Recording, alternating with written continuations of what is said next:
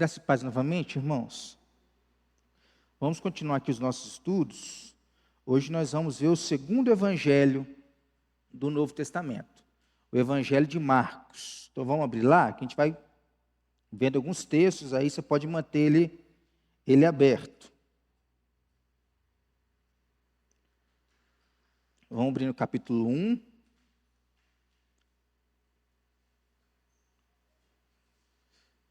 Vamos ler todos juntos o primeiro versículo.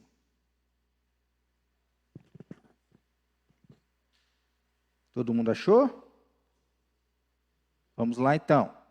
Princípio do Evangelho de Jesus Cristo, Filho de Deus. Aqui você já entende aqui o que o livro quer mostrar para nós. Quem são os personagens principais deste livro? O próprio Jesus, o maior personagem de toda a história bíblica. Os 12 discípulos, que também fala aqui sobre o chamamento deles. Pilatos, o algoz aí de Cristo.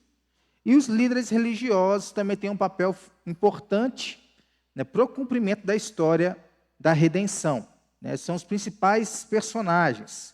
Locais principais aí na região da Galileia, na região de Jerusalém, que acontecem todos os acontecimentos aqui. Nós temos ali Cafarnaum, que é um local bastante mostrado aqui, onde acontecem os maiores milagres de Jesus, foi em Cafarnaum. A data provável desse livro foi em 50 a 55 depois de Cristo, depois da encarnação de Cristo.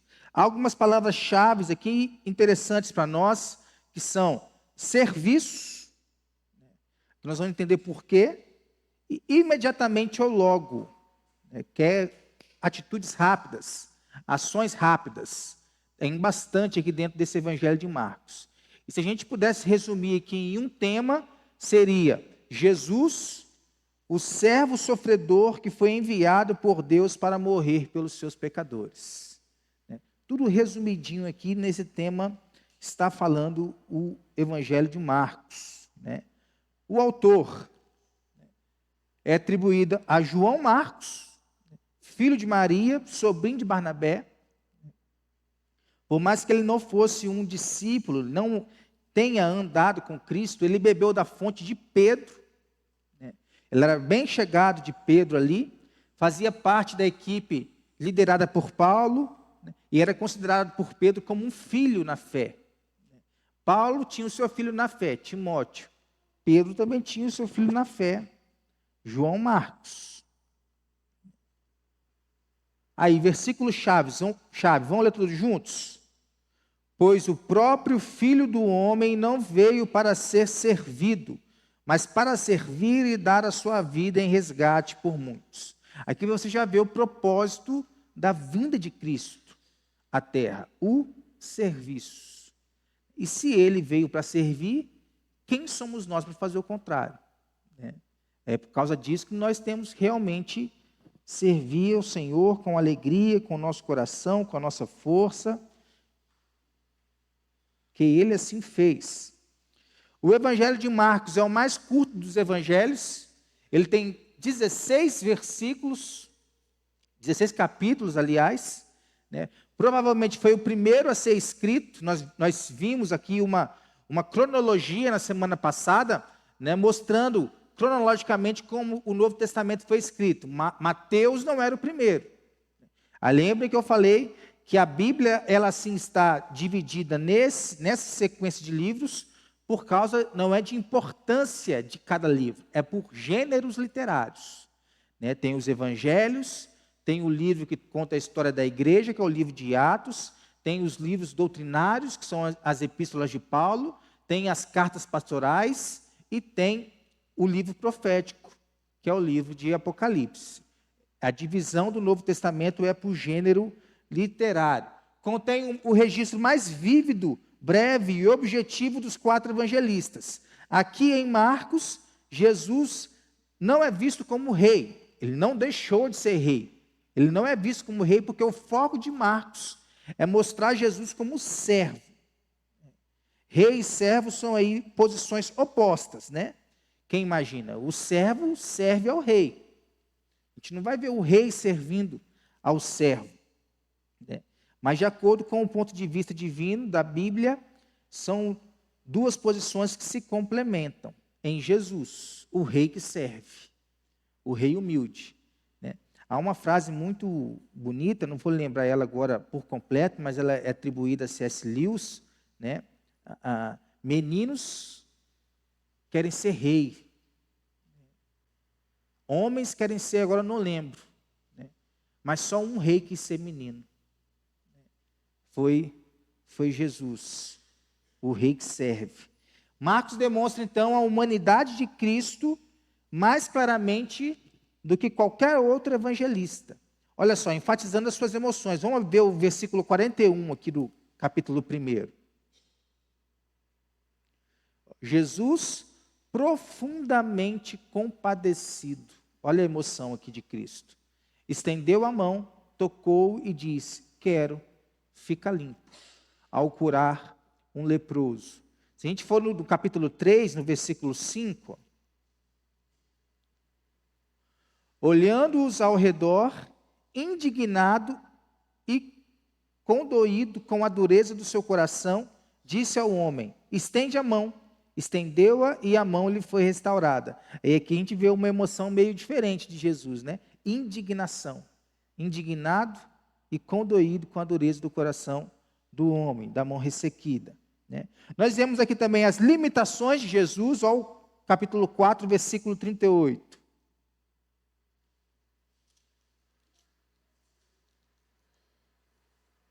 E Jesus estava na popa, dormindo sobre o travesseiro. Eles os despertaram e lhe disseram: mestre, não te importa que pereçamos? Aqui é a tempestade que afligiu ali os discípulos. E o Senhor Jesus estava cansado.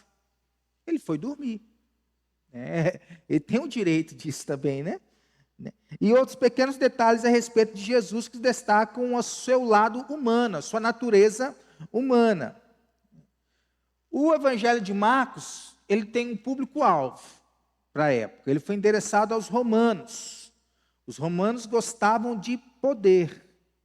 E Marcos mostra a onipotência de Deus, o poder de Deus, por meio de 37 milagres de Jesus. É o evangelho que mais enfatiza os milagres de Jesus. São 37 milagres aqui ocorridos no livro de Marcos, para reivindicar, mostrar que ele era o Filho de Deus. Então, Jesus é apresentado como aquele que tem poder sobre todas as coisas: tempestades, demônios, enfermidades, mortes. Jesus tem esse poder. E os romanos, como que eles eram? Diferentes dos judeus. Os romanos eram práticos, eram pragmáticos. Eles gostavam de resultados. Eles não eram filosóficos, como os gregos, que gostavam de palavras bonitas, longos discursos. Não se preocupava com genealogias, com profecias. Lembra o judeu perguntando a Jesus: quando será o sinal do fim dos tempos? Nenhum sinal será lhe dado. Os judeus se preocupavam muito com isso. Aqui nós temos os romanos. Os romanos valorizavam as realizações, os resultados. É por isso que Marcos mostra os resultados da obra de Cristo. Mais os seus atos do que as suas palavras. Aquilo que ele fez do que aquilo que ele falou. Então o evangelho de Marcos é caracterizado pela ação e pela rapidez. O que queres que eu te faça? Que eu volte a ver. Ação e reação. Um episódio para o outro. No primeiro capítulo nós temos o ministério de João Batista, o batismo de Jesus, a tentação de Jesus, o seu ministério começando, a chamada dos discípulos, a prática da oração, expulsão de demônios, milagres, curas, tudo isso dentro do capítulo 1. Aí eu elenquei aqui alguns interessantes para nós. O ministério de João Batista começa em Marcos, capítulo 1. Qual que era a pregação de João Batista? Arrepende-se e creia no Evangelho, porque o fim está próximo. Era a pregação dele.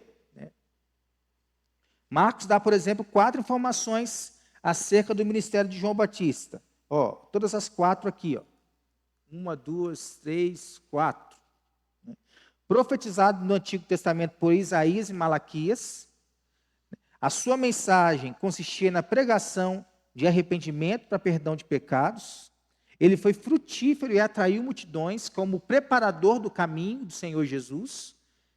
Ele preparava o ministério de Cristo. Ele tem um papel fundamental dentro do Evangelho de Marcos. Outro fato interessante, olha que está repetindo. Vamos lá.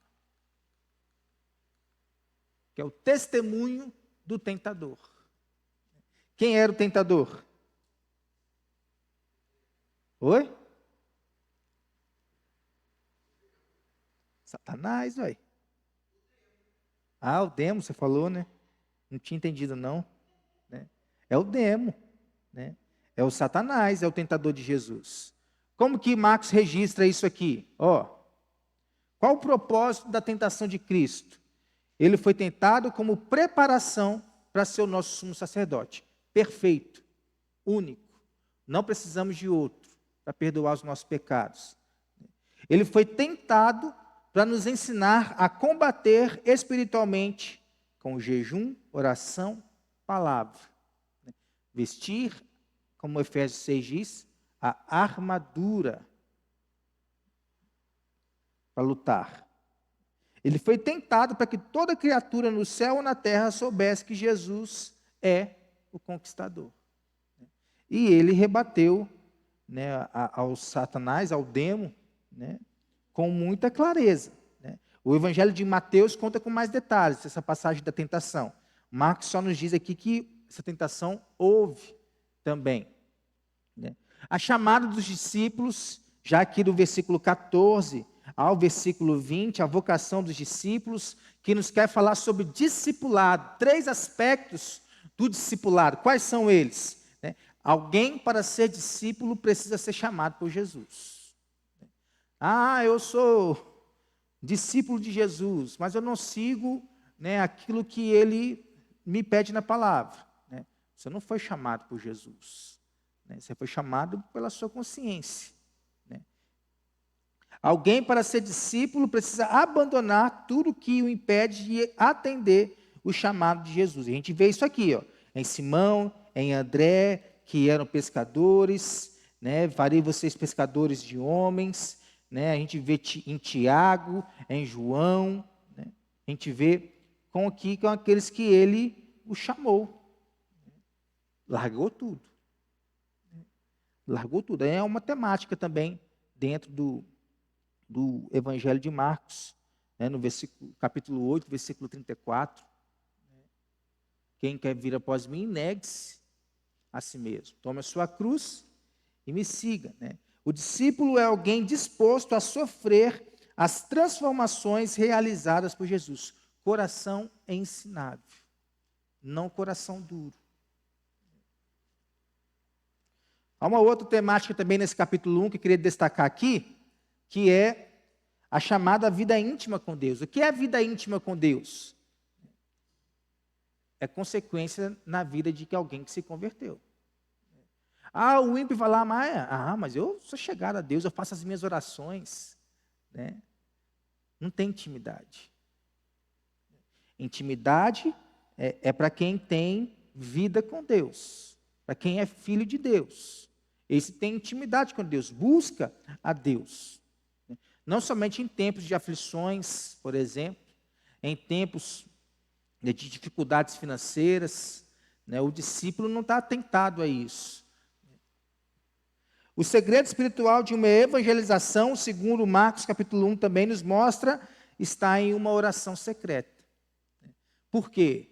Sempre, Jesus ensina 3 lições acerca da vida do pregador do Evangelho, de todos nós que somos pregadores do Evangelho.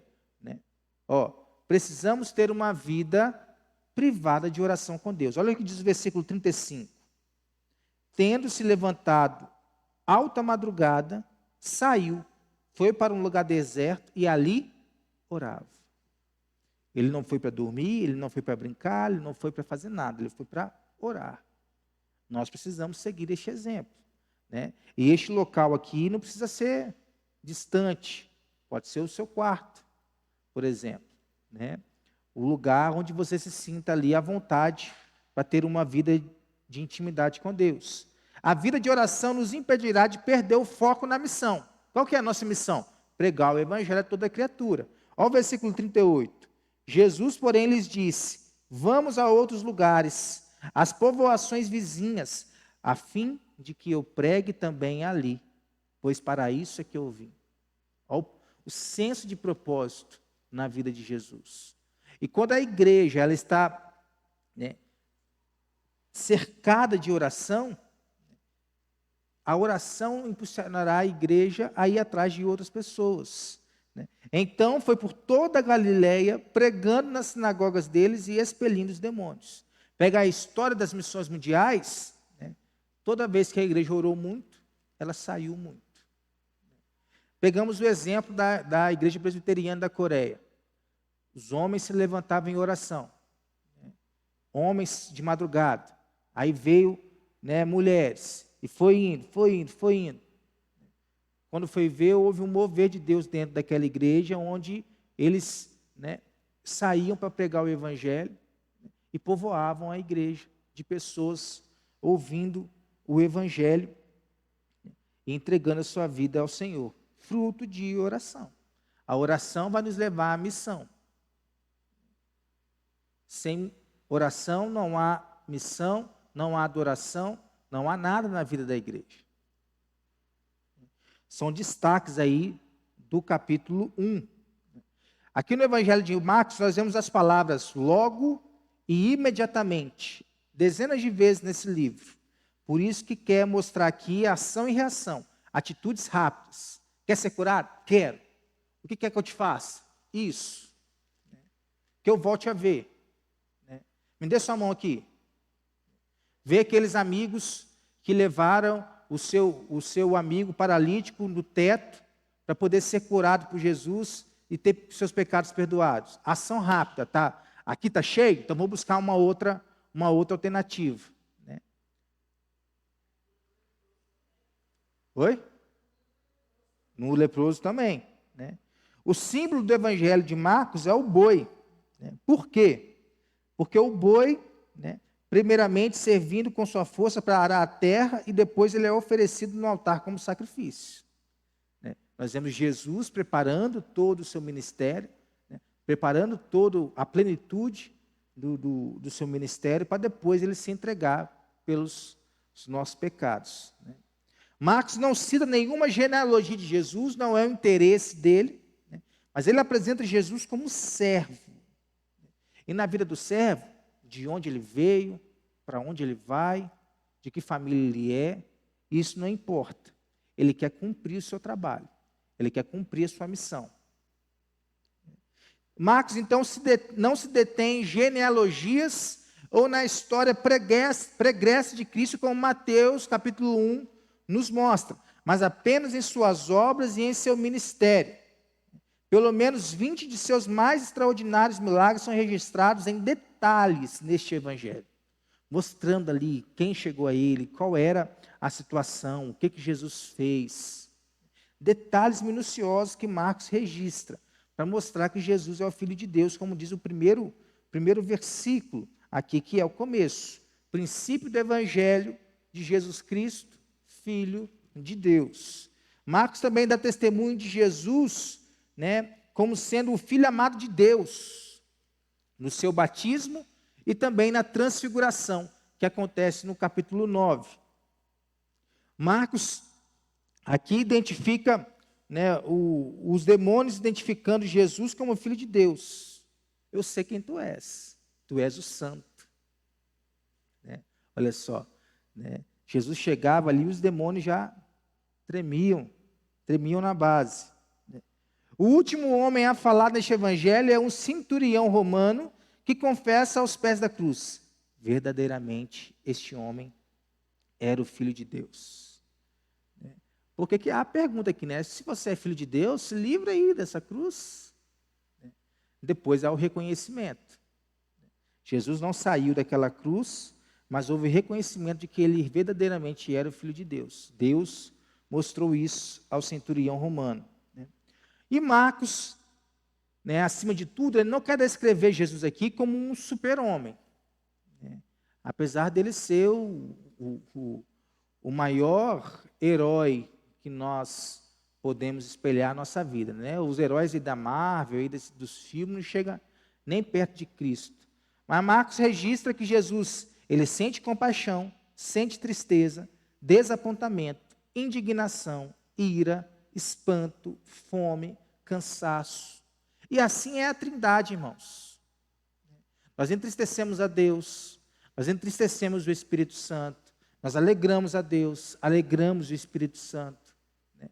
São, como eu disse aqui, linguagens, né, antropomórficas, né, para poder atribuir características humanas a quem é divino. Em nenhum outro evangelho a humanidade de Jesus é retratada de forma tão intensa. Marcos realça o seu sofrimento e as perseguições que seus seguidores irão enfrentar, a cruz e o discipulado. Há um livro muito interessante dentro do evangelho de Marcos, que é o livro chamado A Cruz do Rei, de Timothy Keller. Ele mostra todo o evangelho de Marcos dentro dessa perspectiva, da cruz e do discipulado. O evangelho de Marcos não é nada mais nada menos do que um convite ao discipulado, né? Marcos revela que o cristão é alguém que se torna um discípulo de Jesus Cristo. A partir de que ponto que ele se torna um discípulo de Jesus Cristo? A partir do momento em que ele deixa, né, a sua vida, toma a cruz de Cristo e segue Jesus, como diz o Evangelho no capítulo 8, versículo 34. Né? E esse é um desafio que pode implicar para nós sofrimento e morte. Nós vemos toda a vida dos discípulos, os 13, né, contando com Paulo. Somente um morreu naturalmente. O restante foram todos, né, passando e morrendo através de sofrimento mesmo, perseguição, angústia, como foi o caso de Judas, que ali, né, teve um remorso de ter entregado Jesus. Ser cristão é pagar o preço de ser um discípulo. E assim este evangelho tem um valor marcante para os nossos dias, porque as pessoas querem um cristianismo sem cruz. As pessoas não querem renúncia, as pessoas não querem submissão, as pessoas não querem entrega a Cristo, não querem tomar a sua cruz para poder seguir a Jesus. É um cristianismo sem cruz. Aliás, é um nome de um livro também muito interessante, Cristianismo Sem Cruz. Michael Horton, né, nos mostra realmente isso, como as pessoas elas querem seguir Jesus. É a graça barata. As pessoas querem a graça barata. Elas não querem o custo de um discipulado. Assim como Mateus, a transfiguração de Jesus é o ponto alto deste evangelho, que acontece aqui no capítulo de número 9. Mateus enfatiza o reino, né? E Marcos acrescenta aqui a expressão poder, no versículo 1.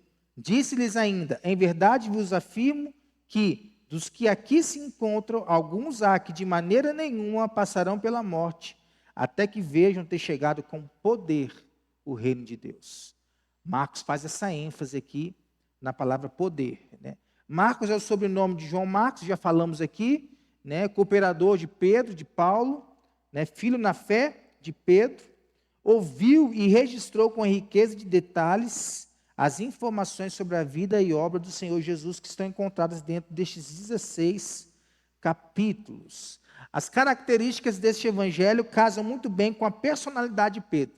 Como que Pedro era? Oi? Entendi. Ignorante? Sim, bravo, impetuoso, né? De agir rápido, né? Lembra lá que ele fez com Malco? Né? Pegou a espada, cortou a orelha. Não é assim que resolve as coisas não, Pedro. Né? Não é nesse desespero todo não. Né? Pedro era assim. Por isso que o evangelho de Marcos tem essas características, né, de ação e reação rápidas, né? E alguns estudiosos o chamam até de o evangelho de Pedro, e não de Marcos. Mas a igreja na época achou melhor, né, comunicar como o Evangelho de Marcos por conta da escrita do próprio Marcos. Os 12 últimos versículos aqui, lá do capítulo 16, não constam nos dois mais importantes manuscritos antigos, o Sinaítico e o Vaticano. O que são isso aqui? São dois manuscritos onde se pega, né, as informações escritas neles e traduzem a Bíblia a partir deles. Mas foram aceitos pela igreja primitiva como parte genuína deste evangelho e estão incluídos no cânon bíblico, no cânon da Escritura. Então aí, Marcos 16 tem 20 capítulos, versículos, do versículo 9 em diante, né, que são estes versículos. Por que eles são aceitos? Porque eles batem com os outros relatos do Evangelho. Batem com Mateus, batem com Lucas, né, e fala do poder de Deus. Tanto é que acaba com as seguintes palavras aqui, né, o versículo 8.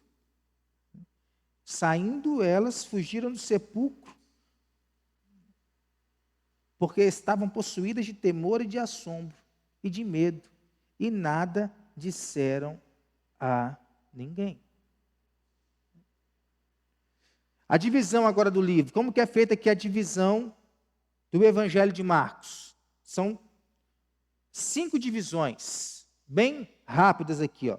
A primeira parte vai do capítulo 1 ao capítulo 2, versículo 12, que é a apresentação de quem é Jesus, o Filho de Deus.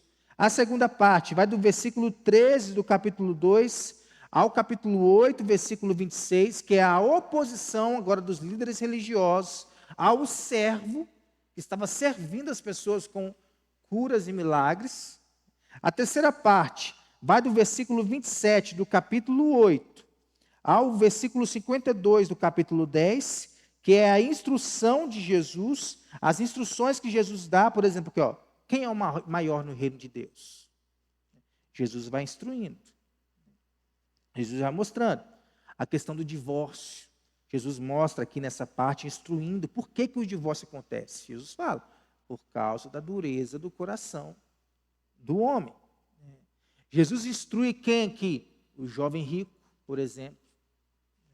O que eu tenho que fazer para herdar a vida eterna? Vai, vende tudo que você tem, dá aos pobres e me segue. As instruções que Jesus ia dando, as questões que chegavam a ele. A quarta parte, divisão aqui desse livro, vai do capítulo 11 ao capítulo 15, que é a rejeição ao servo, como que ela se dá, como que Jesus vai sendo rejeitado até o capítulo 15. E a quinta e última parte é todo o capítulo 16, que vai falar sobre a ressurreição do servo. 5 partes do Evangelho de Marcos, né? É um evangelho muito gostoso de se ler.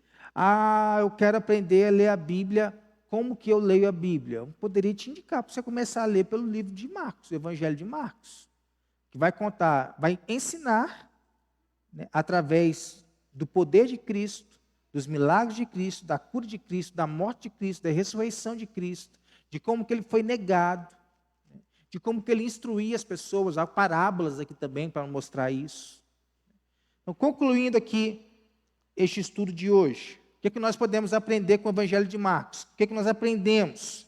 Né? Nós aprendemos que o Evangelho de Deus salva, educa e cura o pecador arrependido. Né? Somente o Evangelho tem este poder.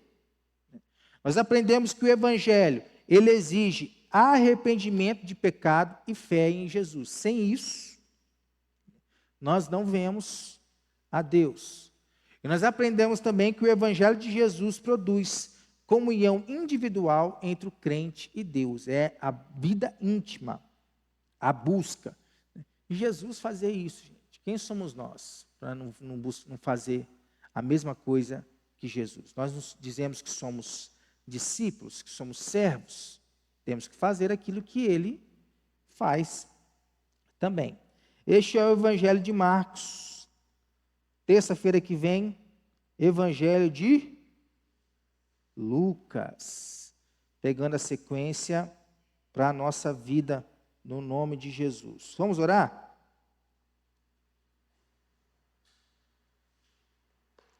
Senhor, nós te louvamos, ó Pai, porque a Tua palavra é viva, eficaz, poderosa, para nos trazer salvação, cura, perdão, restauração, transformação, Pai.